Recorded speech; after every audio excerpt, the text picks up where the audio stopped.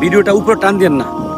আমি এখন যে কথাটা বলবো, আল্লাহ পাক বান্দাকে বেহেশতে নেওয়ার জন্য জিম্মাদারি হয়ে যাবেন কোন আমলটি করলে, আমি সেটা বলবো। আপনি যদি ভিডিও টান দেন তাহলে জানবেন কীভাবে ভাই। আর আপনি জানার পরে অবশ্যই শেয়ার করে দিবেন, লাইক করে দিবেন, কমেন্ট করবেন।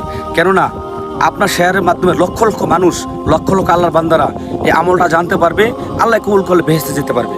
আমলটা হচ্ছে, যদি আপনারা গুরুত্ব সহকারে, কি বলা হয়েছে হাদিস শরীফে, গুরুত্ব সহকারে 5 ওয়াক্ত নামাজ যদি আদায় করেন, গুরুত্ব দিয়ে নামাজের টাইম টু টাইম গুরুত্ব দিয়ে 5 ওয়াক্ত নামাজ যেই ব্যক্তি আদায় করবে, আল্লাহ তাআলা তাকে বেহেশতে প্রবেশ করানোর জন্য জিম্মাদারি হয়ে যাবে।